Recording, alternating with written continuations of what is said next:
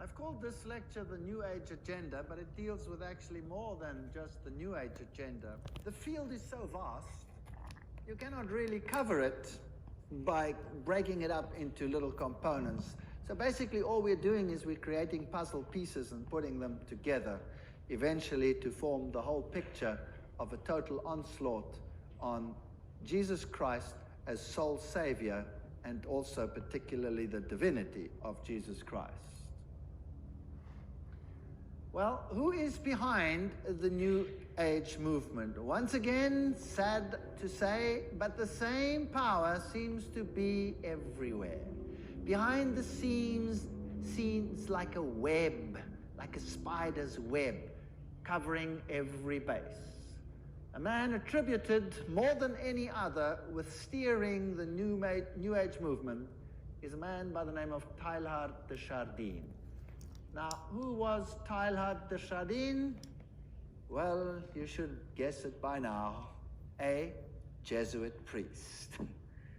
Teilhard dreamed of humanity merging into God and each realizing his own godhood at the omega points. This belief has inspired many of today's New Age leaders. Everyone has a quote. Every statement I make has a quote.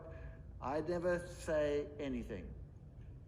In fact, Chardin is one of the most frequently quoted writers by leading New Age occultists. So the Jesuit movement, again, working stealthily behind the scenes. De Chardin himself wrote, "A general convergence of religions upon a universal Christ who satisfies them all." You see? How fascinating. That seems to me the only possible conversion of the world and the only form in which a religion of the future can be conceived. So once again, if we're going to set up a Luciferian system, and we saw that the Jesuit organization using Freemasonry has lifted up Lucifer to godhood and renegade or degraded Jesus Christ. Once again, they're looking for a universal Christ that satisfies them all, but they do not want Jesus Christ because that is exclusivity. The secrets of the Gnostics, all these New Age writings, are steeped in Gnosticism, which remove Jesus as the focal point and replace him with Lucifer or man as the final deity. You had the Ebionites, the Marcionites, the Gnostics, and the Thomasines, all of them basically teaching that Jesus was just a mere mortal and that we, in a sense, are divine, and the divinity of Christ is only to be reckoned with in the same terms as we are divine. Behind the scenes, the Roman Catholic Church is controlling occultism at every single level.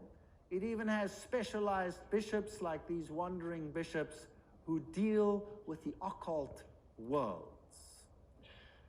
This is a man by the name of Don Bosco, and he had a vision, a Roman Catholic visionary. He had a vision in 1862 where he claimed that he saw the gospel ship land between the two pillars of the faith. In other words, anchoring the gospel ship between the two pillars of the faith. And the two pillars were, number one, the larger pillar, the Eucharist, which meant that Jesus Christ had been sacrificed again and again and again and again. Actually, the Eucharist, which symbolizes the death on a daily basis through